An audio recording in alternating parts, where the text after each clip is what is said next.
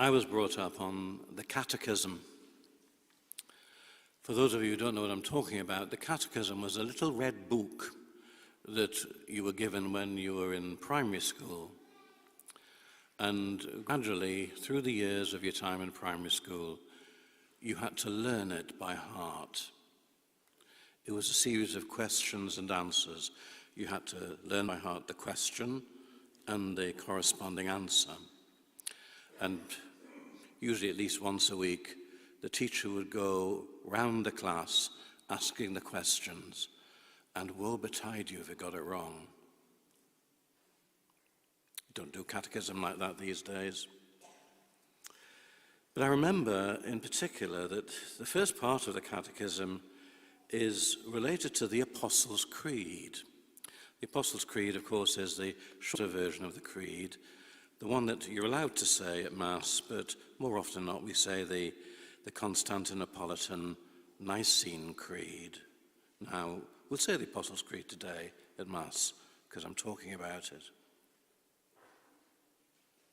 And I remember one of the sections of the Catechism about the Creed is broken up into 12 units, the Creed. And one of them was the bit about when Jesus dies and then rises again. And curiously, it talks about how Jesus dies, and then it says he descended to the dead or descended into hell. And then on the third day, rises again. And the curious thing about the Catechism was it didn't go into great detail about the death and the resurrection. The question seemed to be more than anything about this descending into hell, this descending among the dead. I suppose they thought, that's the bit that'll puzzle people. And it explained that, well, it's that time when, how Jesus having died, he has to go and find those people who lived and died before he was born as a baby in Bethlehem.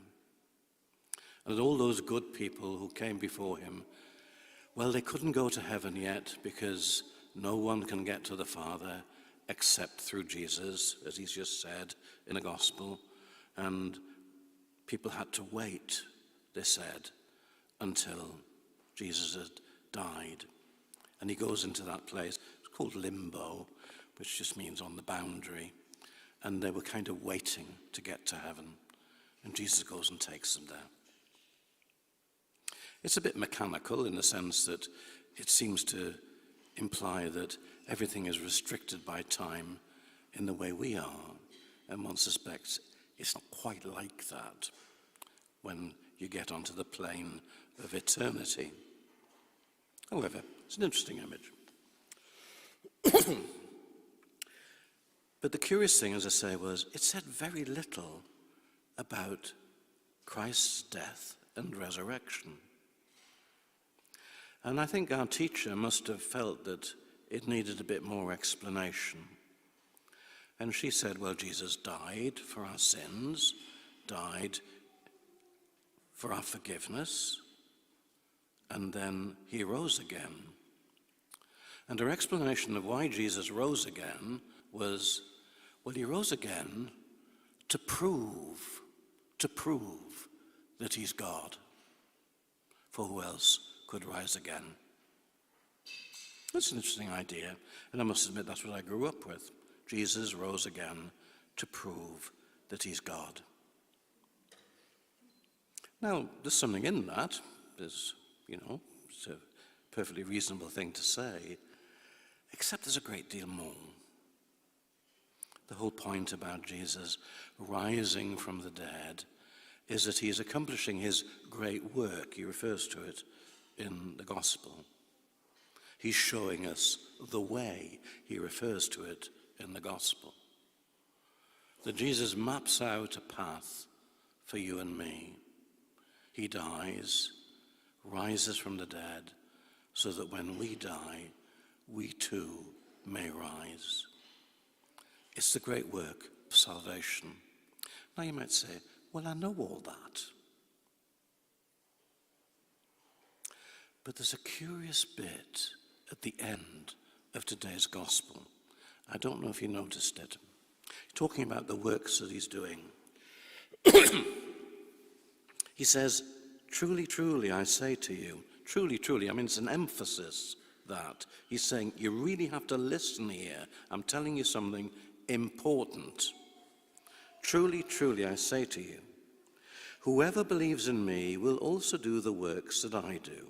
I suppose you could say, well, we'll die and rise again. We'll follow Jesus, this astonishing path to God that somehow we'll all follow. But then he says, and greater works than these will he do. How is it possible? How is it possible that a believer in Jesus, a disciple, a follower, a person like you and me, how could we do greater works than Jesus Christ? It doesn't seem to make sense. What's he talking about? Well, I suppose God in his infinite power can do anything. And I suppose you might say, although it's wondrous for us that he dies and rises again, I suppose from God's point of view, it's a fairly simple matter. If you're God, you just do it. But for you and me, much more limited, somehow he's extending our capacity. Somehow he's saying, you will be able to do things that will astonish you. You will be able to accomplish things that nobody would believe. You will be able to do works that people will just gasp at. Now we might think, how is that possible?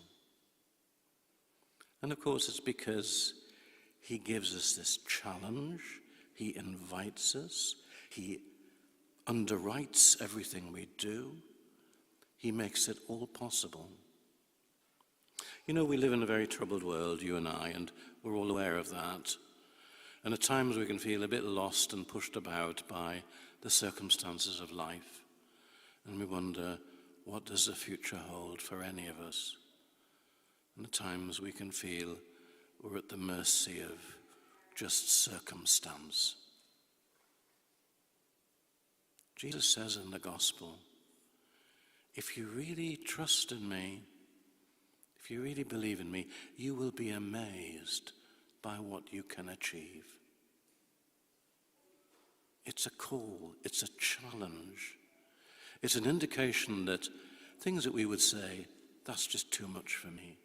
That's just impossible. You can't expect me to do that.